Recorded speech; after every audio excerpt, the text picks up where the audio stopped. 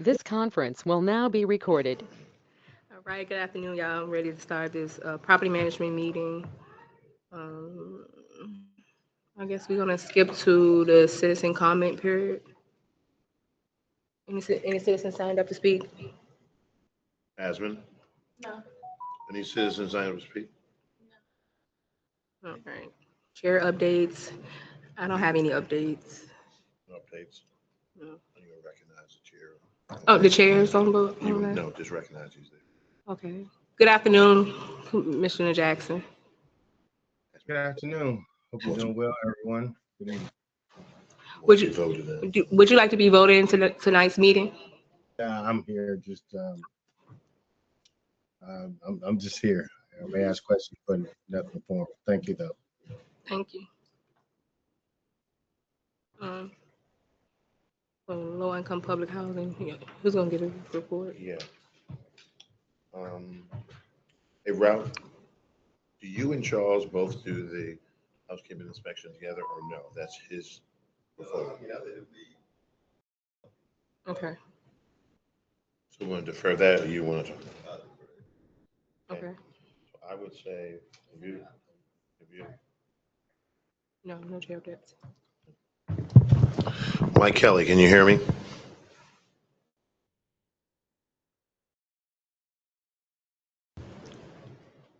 Mike Kelly, can you hear me? Chair Brody, this committee, if you would like, because Charles had a last minute matter he had to attend to under the heading of low income public housing report, we will, if you would allow us to skip the housekeeping inspection report and the maintenance skilled labor. I'm going to talk a little bit about both of those. And then I'll see if Mike can hear me. If Mike Kelly can, we'll talk a little about Inspire. So let me just say that we've really taken, Chair Brody, a real hard look at our housekeeping reports, that is, producing them. We believe that while it's important that while we're trying to make sure we are focused on making residents more aware of the programs that we have, like self-sufficiency, if it's issue training, I think Ralph can speak to these more than I, around mental health or diabetes, whatever the various resident services programs we have, while we want to do a better job of letting the residents know of what resident services are out there for them to take advantage of. We believe at the same time it's important to have accountability. Just as Chair Brody, if you and I have had lots of discussion that there must be accountability to make sure that when contractors are working on our premises, that they show our residents the type of respect as though it's a relative of theirs. Uh, on the other hand, also it works both ways, that we want to make sure that residents are held accountable. We do not want to turn our blind eye if someone's not keeping their unit clean. We've had some instances, and Ralph can speak this better than I, as head of resident service, where someone says, RHA, y'all need to get in there because they got roaches in there. They ain't doing nothing, and it's coming into my unit. And so we have that responsibility to, do these housekeeping checks to make sure that someone's not doing something in their unit that's preventing their neighbors from enjoying what we safe and decent housing. So uh, I have personally said to the team, I want to see accountability around these housekeeping inspections. We know from our HUD fair housing training that when you find someone who clearly shows that they have a problem, that they're a hoarder or things like that, under our fair housing training, HUD says you just can't take drastic action. You must put them on a plan. You must say, if you have a problem, we can get you help. There's under the fair housing law, there's certain steps you have to take. You just can't come down on the person. You got to say, here are the requirements. This is what you must do. and all that. So, Ralph, if you can talk a little bit more about that, he knows more than I, but we do believe it's important for these housekeeping reports for us to focus on them. Ralph, you want to help me out with that a little bit? If you want to get on the microphone, on the microphone.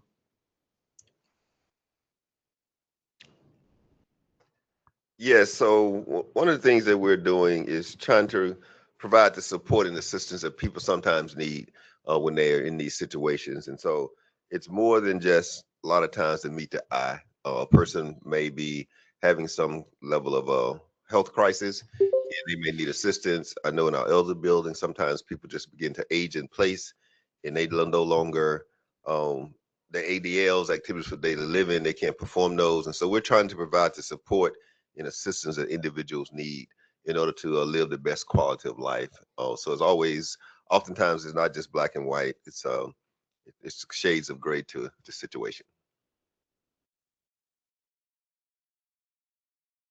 Any questions on that from any of the commissioners, Commissioner Jackson or Commissioner McCray or Brody? Any questions on that? The next item is our maintenance skilled labor training. Again, Charles is not here, but what we did find out is that we went out, the senior team, we went out and we went on a listening session. We went to all the amps. They were called our we had what were they called technically? They were in the listening tour, town hall. So we had these town hall meetings, Chair Brody, and we went out and we had scheduled. We went to each of the sites and we went to our employees and say, tell us what we're doing wrong and tell us what we're doing right so we can do more of that. One of the things that came out of these listening sessions, listening to our employees about what they need so they can do their job better, was we need more training. We want to get training to see if we can get a promotion, or maybe this is not the best fit job for me. Maybe I need to go laterally to the right on that job or go this way to that job. So get training so I can be better at my job, or I can figure out maybe this is not the best job for me. Maybe I can go to another job. So that training. And so the under Charles' leadership, they've done a lot of training. We found out that some of the maintenance folks did not know that the training was available. So what we said to Angela Fountain and them is that let's put out another level of communication to all our employees. They were taking the training in phases. That's why. But I think what we failed to do, we failed to put out, I think, a more robust communication that it is available to everyone. And so that's what we've done since we've done the town hall meetings. We let everyone, hey, no, it is available to everyone. But people were like, how come that person here is going to train? I'm not getting trained. It was just that we were taking them into groups. But what is clear is getting training is really important. So I forget the completion date, and we'll have the next meeting for Charles to talk about when it will be offered. It's not forced training. It's just if you want it. And we've not done that, quite frankly. And the head of HR is not here, but we've not just looked at maintenance. We just did that because we know maintenance had asked for a lot of training, but we want to look at training across the board. One of the things, and if I can speak for the head of HR, in 2026, we want to have employee evaluations, because employee evaluations together with training really tells me where I need to be. So if I have an employee objective evaluation of how am I doing my job, what I need to do better, what I need to continue doing, what I'm doing well, and then it'll also tell me the type of training I need, that evaluation. So we're going to be in 2026 mixing the employee evaluations together with saying, hey, well, let's figure out what type of training you need. And I know that, again, those are the kinds of things that you want to make sure that our folks are trained to do the best job that they can. So again, it's not my report, but I want to talk about that. Mike Kelly, are you still with us? I'm not sure, Mike, if you can hear me. If Mike Kelly cannot hear me, because you're on mute, Mike Kelly, I'm going to go to the next item on our agenda, which is the Inspire inspections. So we we are in the middle of our Inspire inspections, which is the HUD inspections of our public housing buildings. For those who don't know, Inspire is a new name. It's where HUD is more focused on the inside of the unit rather than the outside of the unit. And HUD contractors have contacted me and Charles and some of our buildings, including one of our buildings that we no longer have. It's called Dove. It's the old Dove Court. Um, we no longer manage Dove Court, but we still have a relationship with it. So when HUD comes in, they're going to inspect the 30 units Dove Court has, and it will impact our score. So Charles and his team has been out there at Dove Court working with the property manager there at that site to make sure because they're coming next week. I forget all of the buildings that are up for Inspire, but we take this very seriously because if I'm not sure if we report it, the city has will soon undertake a potential um, landlord inspection program. City council passed it, and they want to go after what they call the worst landlords in the city. But we've talked to the city and said, hey, we are already subject to these national HUD inspections. Work with us. Don't put another inspection on top of us. But it did pass city council, and it's something that we're paying close attention to because we told the city that there's no need to do like two inspections. Work with us on the national Inspire inspections that we do. We have because I guess under Charles' leadership, we've got that secret sauce. We've have the even though we have the oldest infrastructure, and we never let that be an excuse. We have the oldest infrastructure, but we've got some of the best scores when HUD come in and inspect our properties. However, I must say the one that's our weak link is Gilpin. Gilpin is the one that gets the lowest score because it's just the oldest. Um, but we're doing as much sort of what you call preventative maintenance as we can. HUD's not giving us money on capital fund for preventative maintenance, but we're trying to do our best to make sure that we get in there. The real key, though, as we all know, is to speed up redevelopment and make our places look like Armstrong Renaissance. That's what public housing residents deserve, not what we see now. So that's it on the Inspire inspection. Um, at your next property management meeting, Chair Brody, you'll get a fuller report because I think the inspections will have been completed by then. So I think Charles will be able to give you some real sort of preliminary numbers on what our scores are. I think, and I may have this wrong. Mike may know this. Mike, I'm not sure. Mike, if you can hear us again, Mike, you're on mute. If you can come off, that's good. What happens is I think you get 80 or above on the inspection. HUD will skip a year and they won't have to come back. But if you get 80 or below, then you're teed up and you have to figure out whatever those findings they found from the extra infrastructure, they'll let you know they're gonna come back out. Um, I know that Commissioner Pitcher, you and I have talked about there in Gilpin, because it's the oldest infrastructure from Miami up. We've always had infrastructure issues because the issue is that even when we go in and fix something, will break in a month. I'll end it by saying this. An example is remember a couple of months ago when the boiler broke in Creighton Court, right? Um, Charles and his team could not find any um, parts in this area. They had to go south of South Carolina, found one uh, retailer that had the part for our boiler. There was only two left on the shelf. The second time it happened, and this is true if Charles was here, they had to go get the part made. And it took several weeks Because they just don't make the parts anymore. And I remember, Commissioner Fisher, once you had an issue where I remember I was out in Gilpin and your husband, we were talking. Um, Sometimes we go in and we'll fix it, but then 2 months later, it bursts again. It's just a challenge that we have, and we've got to speed up development. The good news is that we are moving forward on, I can report this out, it's not on the agenda, Chair Brody, is on Mosby Court South.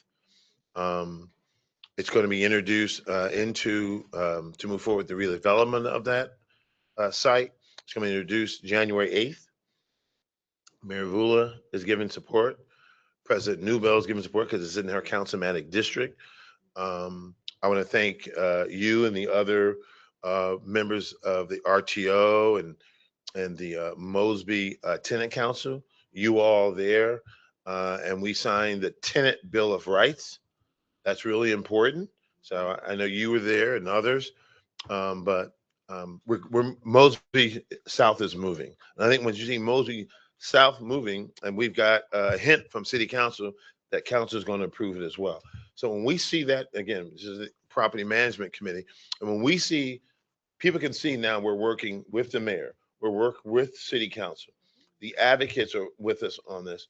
When we can show that we're working collaborative in a collaborative way, Chair Brody, it sets the stage for us to do Gilpin. It sets the stage for us to continue Creighton Court as well. And last on this piece, again, under property management, I think it's June 16th, we will have probably demolished 16 additional buildings in Creighton Court. By the 16th of June, we will. And we're having June 30th, we're having another handing out of keys ceremony. Yep, June 30th. So put it on your calendar. We're going to have everyone there. It's going to be another cheery-eyed day. We're going to be handing out keys to former public housing residents at Creighton Court.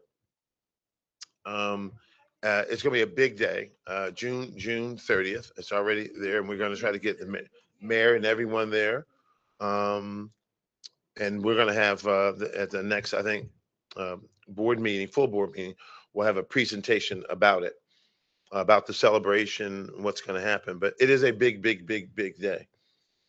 I'll round out before I turn it over to Fatima, is that I was telling, we had a briefing, we have a monthly briefing with the president of City Council.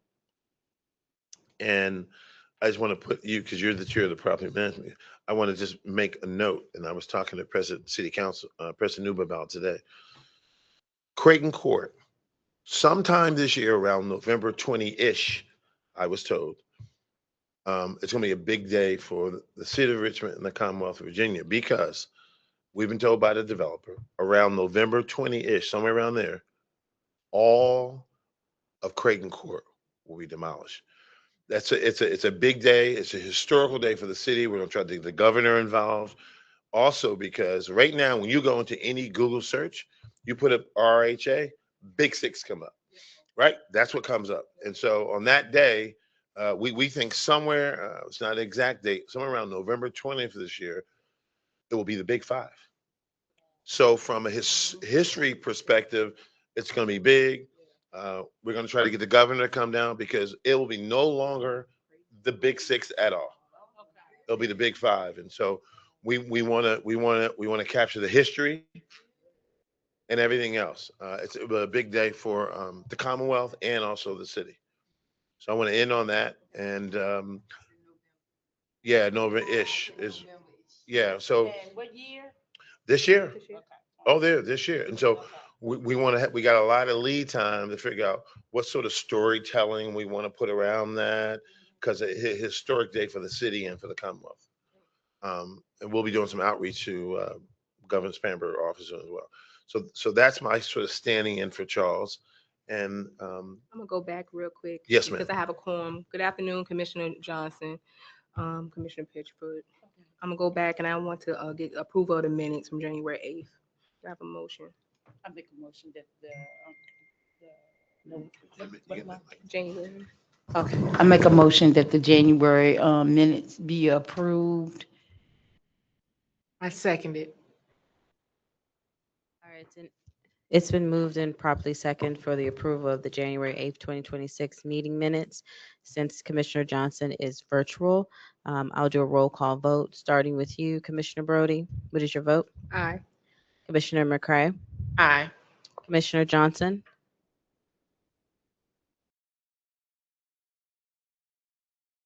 Commissioner Pitchford, Aye. and then I'm going to go back to Commissioner Johnson. All right, well, the ayes have it. The minutes have been approved. Now we can move on to housing trust voucher, Ms. Fatima. Good evening, Madam Chair, and to the team. Wanted to give you guys a brief update on the status of the emergency housing vouchers. Missy Lane Jackson reported out on my behalf last week at the board meeting. Just wanted to kind of touch base and let you guys know where we are. If you're not familiar with the emergency housing vouchers, they were awarded to families during COVID. They were funded with COVID dollars. The intent behind these vouchers were so that we did not have families homeless during COVID. And so in saying that, the intent behind the program was never to be permanent. And with that, we have officially got notice from HUD that they're no longer going to fund the vouchers. The program is going to sunset December 31st, 2026. So that means starting January, these families will be responsible for their own contract rent. Sucks to be me, yes. So yesterday we held our first in-person sessions. We notified all these families we mailed the letters, we put them in their portal, we emailed them, we text them, but I felt that a conversation face-to-face was warranted to these families. It's more than just putting it in a letter and saying, hey, you're not going to have housing assistance after December 31st. While I didn't do this, I stood in it because I want to stand beside them and I want to be able to help them. And so provided them with some of the options that we are able to offer them. There are 54 head of households that are affected by this. Of those 54 families, 29 did show yesterday. Of those 29 families, 12 of them are open to going to public housing or getting on a project-based voucher waiting list or seeing if they qualify for a mainstream voucher or any other. They're open to whatever. There are 11 families who only would like to go onto a project-based voucher waiting list. And you guys know me, I have very real conversation. This is ending in December. So at some point, we got to have a real conversation about what we want to do, especially if you have children involved, and so that there's not a lapse in your housing. And so, you know, there were 90-minute sessions. I will say my last session, it was a little bit more emotional. It was more moms in there. We had tears. You know, it makes you nervous. It makes you afraid of what comes next. So there are some things that we are working on in the background to see how I can continue to assist these families.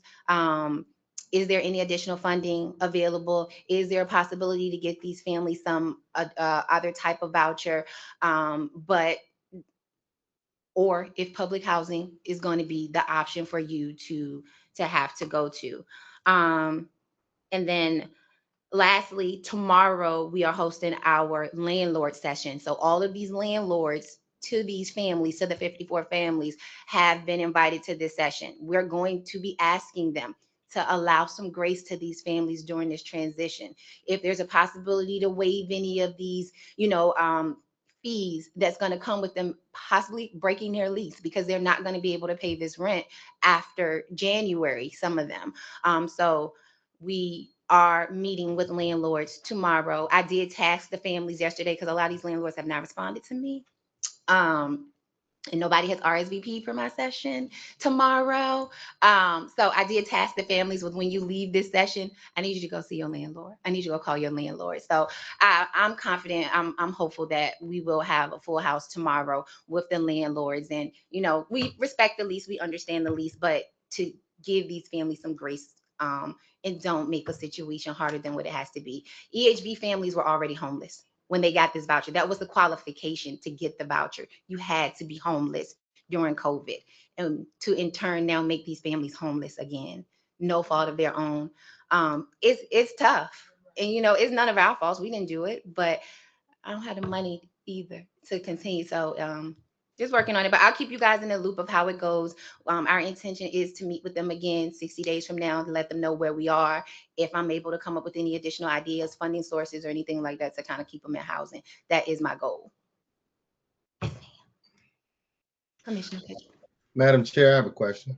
Okay, go ahead, madam. Yes. Virginia, thank you for sharing. Sorry, there you go. Thank you for sharing your report. So let me ask you this: what within the partners that we have in the community, Mhm. are they able to?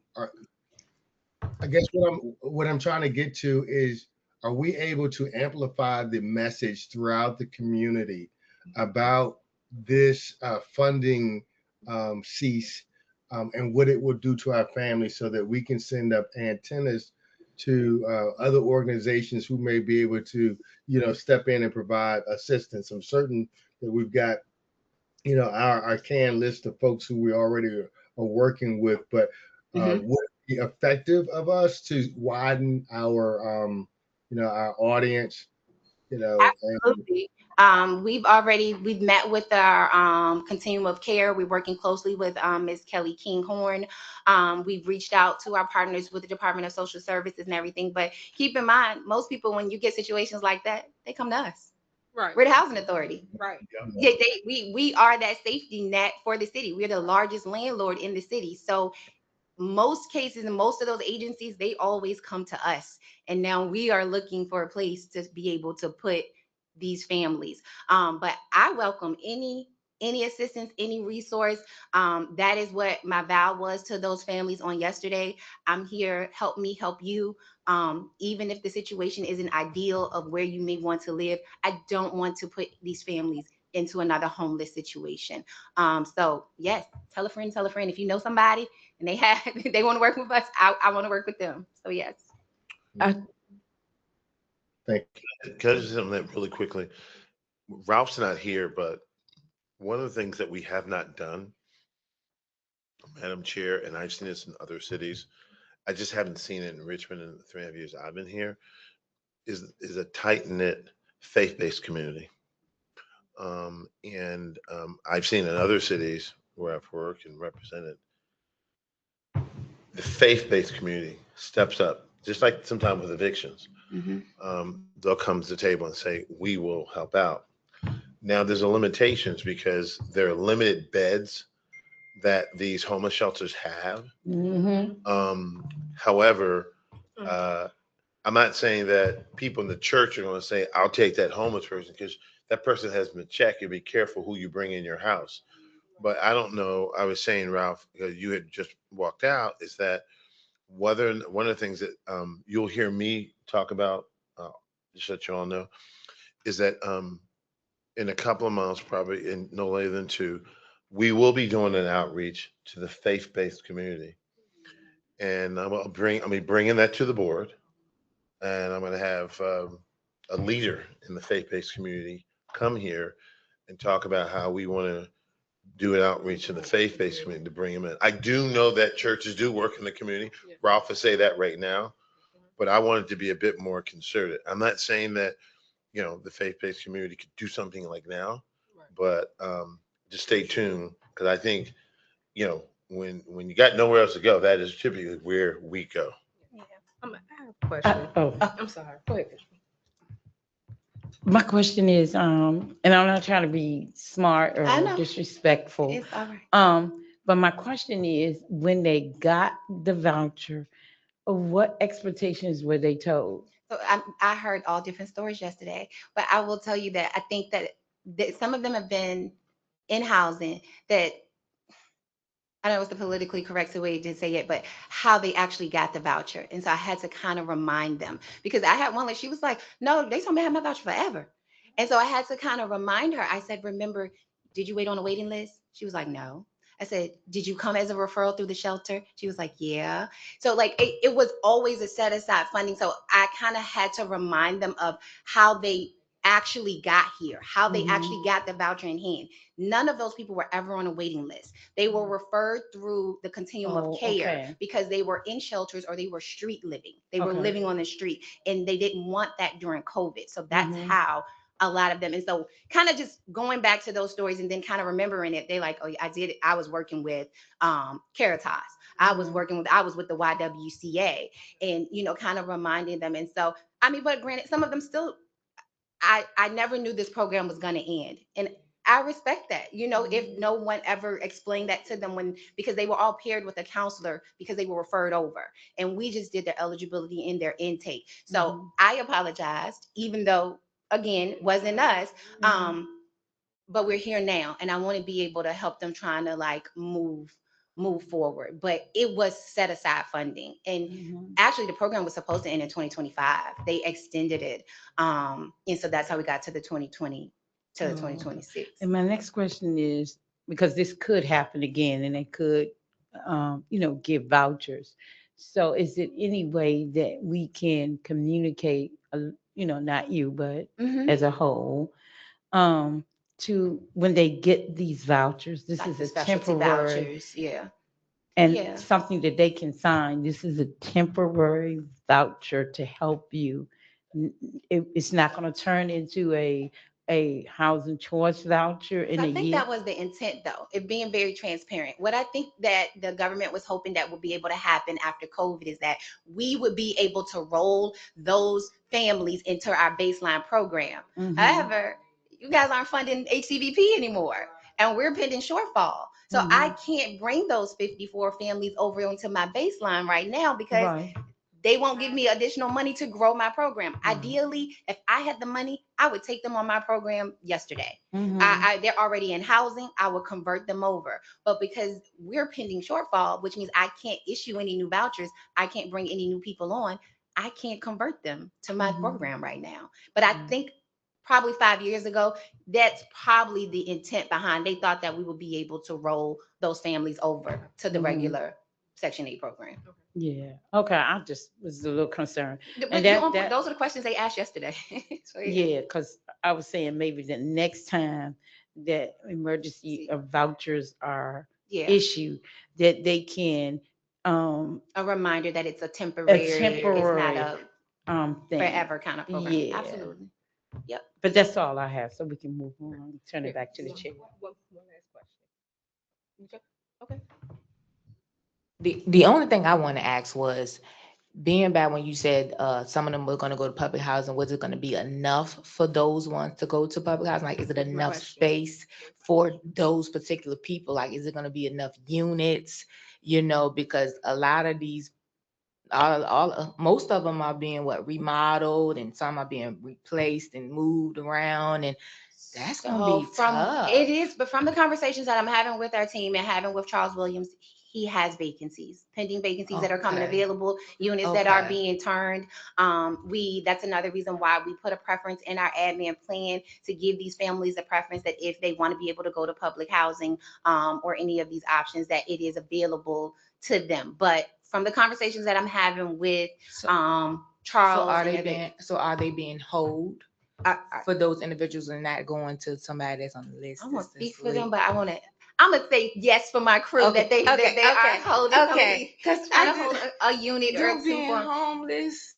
So we are given a 6-month notice. So like we're trying to have a plan for moving forward. So I don't need the unit tomorrow for some of them. You know, some of their leases don't end until October or November. There are landlords who are opting to do non-renewals now that they know that the money's not going to come after December. So they're not going to do renewals. So we're having intentional conversations in like, okay, I'm gonna need 3 bedrooms by October. I might need 2 bedrooms by this date. So granted, we started almost 6.5 months early to try to give these families that option. And one of the things that, as I'm reading like online, NYCHA, the New York Housing Authority, they can't even offer their families public housing. Their public housing waiting list is 11 years long. That some of these families, when they received their emergency housing voucher, they were already waiting for public housing. And now that they're going to lose the voucher, they're still on the waiting list for public housing. So I am thankful that we're able to even offer that as an option right now for some of these families, some of our seniors, if they're over 55, to be able to go into an elderly housing unit like our 4th Avenues or things like that. There are some of these cities that can't even offer that to these families. So I'm thankful that we do, even if they don't take it, we have the option to be able, that we are able to at least offer it to them. Thank you. That was my question. Because I go back to, and it's going to be hard. I know, especially coming from like an independent home, going to public housing, but you got to take care of your kids. You got to do what you got to do. That's the speech I gave yesterday, right, Miss? I had to I mean, step out I of know. Miss Hargrove and go into Fatima, and I told them, like, mom to mom, It's gonna be it's gonna be hard. yeah. Yeah. Yeah, and they were appreciative. I will say that. I got hugs It's a at the shock. end It's of a it. shock. Yeah, and it's a lot to take in to say that, Thank you. Because I know the Absolutely. conversation was a tough one. it Yeah. was. Yeah, But yes. yeah, it was a tough one. All right. I think that's all I got. Mr. Ralph Steffen. All right, so I'll be very brief. Of Thank course, everyone's familiar with our Youth Leadership and Employment Academy. It's our summer program where we actually provide leadership opportunities for youth age 8 to 22 years old, 23 years old, 24 years old. And we include the kids who've gone off to college or come back. They mentor and they work with some of our young students, as well as our 15, 16, 17, 18-year-olds. We try to place them in management offices around the agency. So this year, we're hoping to have 100 students participate throughout the summer. We're trying to get started, I think June the 15th is the day that we're trying to kick that off for the kids for the summer. And we know that Richmond has a 200-day school schedule and a 180-day school schedule. So there will be students going back as early as July in Richmond Public Schools. So we try to work around that schedule for a lot of the elementary schools in Fairfield and those places. So they're on a 200-day schedule and other students on a 180-day schedule, and they will go back in August. So we work around their schedule. And then of course, everyone saved the date. Thursday, July 23rd, 5:30 p.m. will be our annual Village Celebration Scholarship Program at Virginia Union University. We're excited because we have students who've graduated that are coming back. And so we're going to have a parade of graduates, kids who've gone off to college, they've graduated. We kept our hands on them for the entire time. And we have other students who are going off to college. So we're excited about that. And additionally, we're going to have recognize other high school seniors who are graduating, because we want to connect them with Virginia Union. We're hoping to have a certificate program so that they will be able to get some kind of certification, some kind of training, so they will be very employable as they move forward. And that's it. So save the date. And we also will be accepting donations for our kids to go off, because what we do with the students is we actually give them a trunk and things that they need for college, a computer, also gift card, and some spending money, gift card, and make sure they have everything they need for their rooms and that kind of thing. And so we got support from commissioners. We take everything from $1 to $2,000, Mr. Nesmith. $2,000. We know that we've had Mr. Nesmith has been a faithful. He's been a faithful donor of a little bit every year. It adds up. But we you've been challenged by a couple of commissioners. They made big donations, and so we're expecting you to rise to the occasion. So we believe in $2,000 from you. We're believing it this year. We've had $1,000 regularly. We believe just want you to stretch a little bit, because you see the fruit sown in the good soil, and we got kids graduating from college. So $1,500 this year, Mr. Nesmith. $1,500 going once. $1,500. See me on the way out. You may get me there. $1,500. You may get me there. Don't be afraid. Stretch. You may get me there. Faith. Seriously. What's the date again? Date is July 23rd to July 23rd. Oh, I got some time, right? You Okay. got some time to, call back home, call your brother. He might may want to make a donation. Donation, that's right. Thank you all. I have a question, Chair, Brody. So last year, did we do our largest cohort, largest number? Was it 17? And what is the anticipated number this year? We're still actually following up with a few students, but I think we're gonna have 12 students going off to college. But also we have, All right. we just as excited about. We actually inviting at least 12 others who are graduating. So we're actually graduating from high school and they're going on, and so we're trying to. So we're just excited about those students being there as well, because we want to recognize them for again succeeding against the odds. Sometimes it can be challenging in our communities because oftentimes education is not recognized. It's more popular, to be smart. It's popular. It's better to be popular than smart sometimes in our communities. That's true. I'm gonna try to work to get us. I'm always so Chair Brody. I've told Andrew Fountain, our VP for communications, that we cannot wait for uh, the mainstream media to tell our stories. You'll see we're going to do an ad buy on what we did with Anna Julia Cooper School. There was a one TV station there, but we can't wait for the mainstream media to tell our story. So you'll see at the full board meeting coming up, we're taking snippets from that event, and some stars were starred in that, and we're going to do an ad buy, and we're going to put it out there. We cannot wait for the mainstream media to tell our story, and so we're going to spend some money, even if I got to take some away from Ralph's and stuff, and I got to take that money, and I've got to. I'm going to. We have to do an ad buy to tell our own story. Again, we cannot wait for the mainstream media, and so we're going to be picking and choosing stories and things that happen here at RRHA, and we're going to do an ad buy. I keep talking. I know he wants to say something, so I'm trying to talk. I'm trying to fill it. I'm trying to stretch it out longer. I know he wants to say something. Well, So we're going to do an ad buy and tell our stories, commissioners. And I think is a really important thing because we've got a lot of different stories that go on here that we've got to tell our own story. So if you take it from resident services, you're taking it from the residents, and you won't have to tell your story because the residents will be picking out front, and the news will pick that up.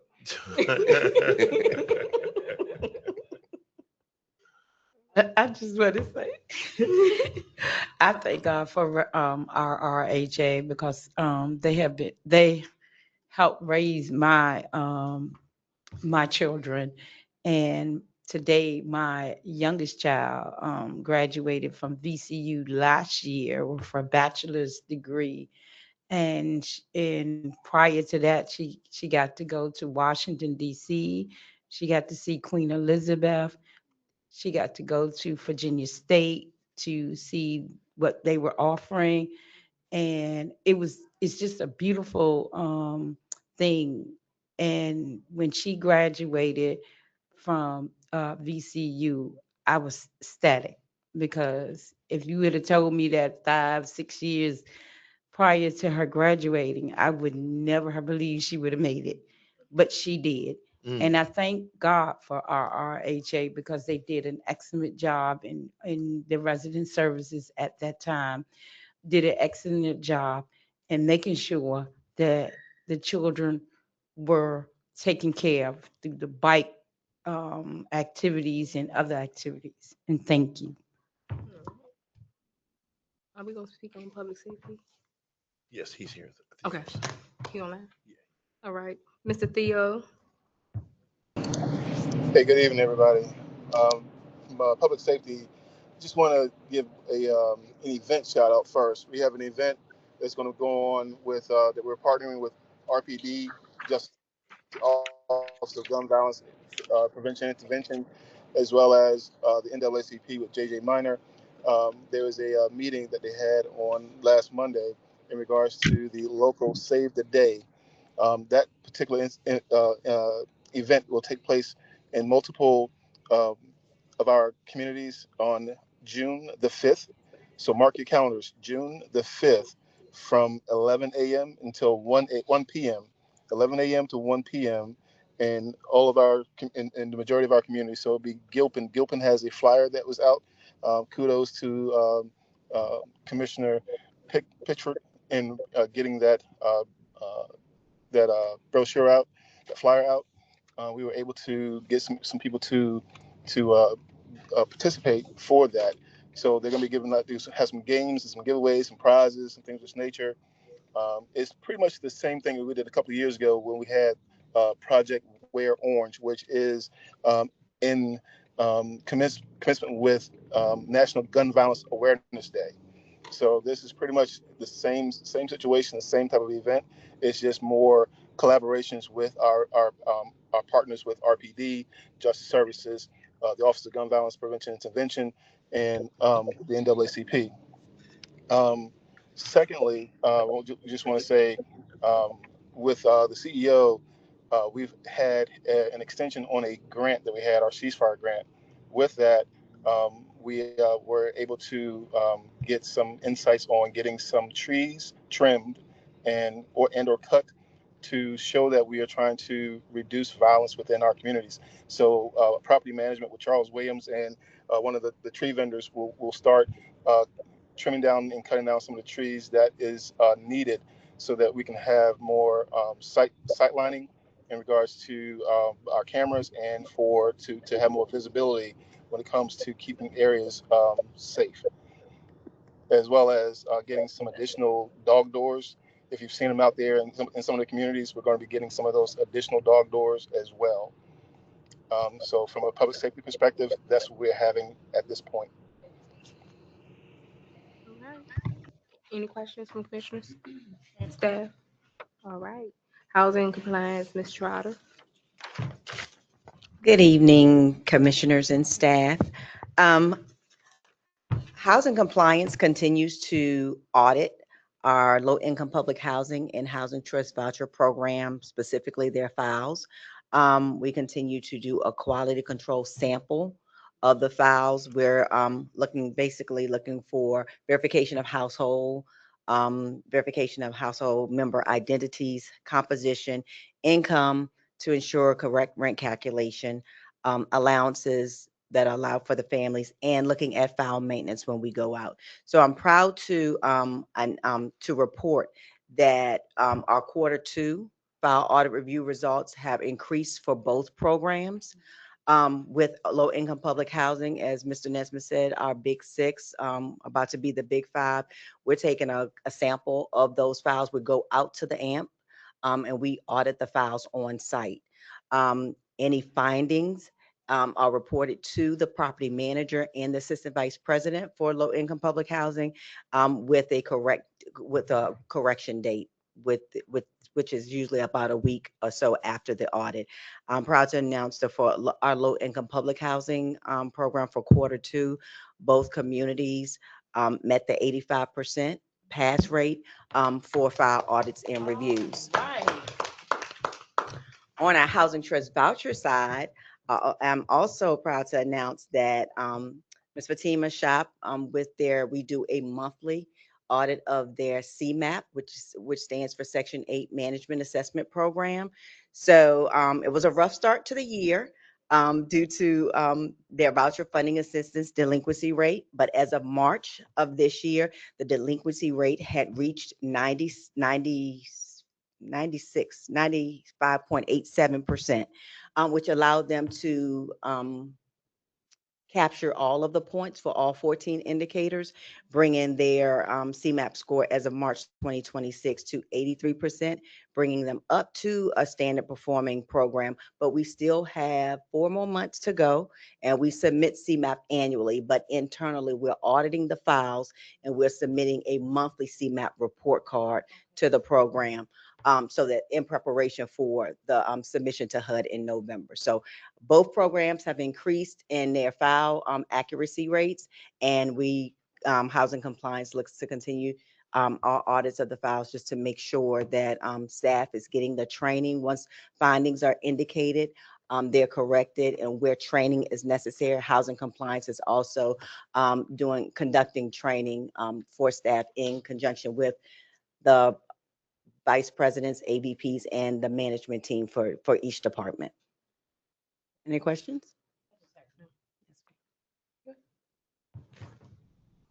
I just had one question.